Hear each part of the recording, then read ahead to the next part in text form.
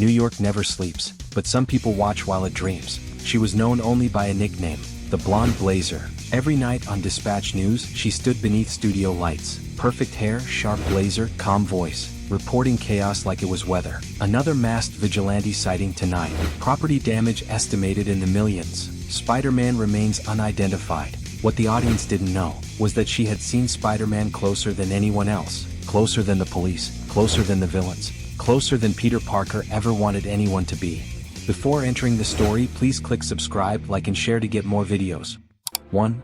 The first collision. It happened during a riot downtown. Sirens screamed, glass shattered. Spider-Man fought 3 blocks away. She was live on air until the building shook. An explosion. The camera fell. Lights died. And suddenly, she was alone in the dark newsroom stairwell. Then, a shadow dropped from above, red and blue, breathing hard. Spider-Man. He didn't joke, didn't pose. He grabbed her arm. Move. Now. He carried her through smoke, through falling concrete, through fire. When they reached safety, he didn't wait for thanks. He turned to leave, but she said the words that changed everything. You limp when you land. He froze. Not Spider-Man. Peter. 2.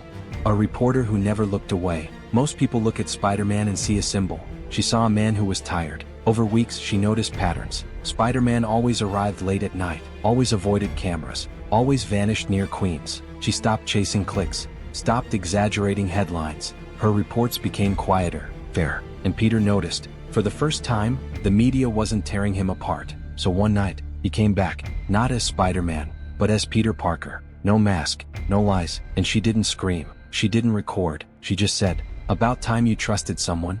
3. Falling in love with the man behind the mask. Peter had never dated someone like her. She wasn't impressed by powers. She wasn't scared of danger. She asked questions no one else did. Are you angry when you fight? Do you ever want to stop? Who saves you? She saw the bruises, the unpaid bills, the exhaustion, and she stayed. Late nights became coffee talks. Coffee talks became rooftop dinners. Rooftop dinners became love. She didn't fall for Spider-Man. She fell for Peter Parker, the man who kept choosing pain over peace. For the secret marriage. They married quietly. No press. No heroes.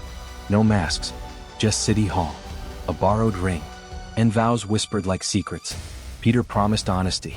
She promised protection. But marrying Spider-Man meant something darker. She knew things now. About villains. About corruption.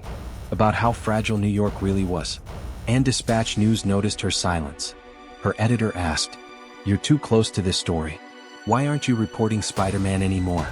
She answered, "Because he's human." That night, someone followed her home. 5. When love becomes a weapon. Kingpin learned the truth. Not Peter Parker's name, but Spider-Man's heart. Threats arrived without words. Photos, addresses, times. Peter begged her to quit Dispatch.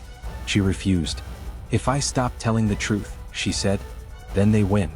One night, Spider-Man arrived too late. Her car was wrecked. Blood on the street. A message burned into metal. Choose. Peter did something he swore he never would. He hunted. Not as a hero, but as a husband. 6. The Dark Spider. New York felt it. Spider-Man stopped pulling punches. Stopped joking. Stopped caring about cameras. Criminals talked. Spider-Man's different.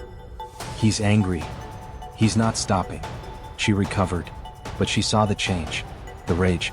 The monster forming. One night, she stood on a rooftop and said, "You're losing yourself." Peter answered, "I almost lost you." She removed his mask, held his face, and whispered, "If you become the thing they fear, then I lose you anyway." 7. The final broadcast. Dispatch News aired one final report. No makeup, no blazer, just truth. She exposed corruption, named names, cleared Spider-Man's legacy. She ended the broadcast with, "He is not a menace, he is a protector, and he deserves to live." That night, the city turned. People protected Spider-Man. Shields rose. Phones recorded villains instead. For the first time, Spider-Man wasn't alone. Peter never stopped being Spider-Man, but he stopped being lonely. The blonde blazer left Dispatch. She never wore the blazer again. Now she waits for him at sunrise, on rooftops, with coffee, with truth, because sometimes, the greatest power isn't strength. It's someone brave enough to see the man behind the mask, and love him anyway.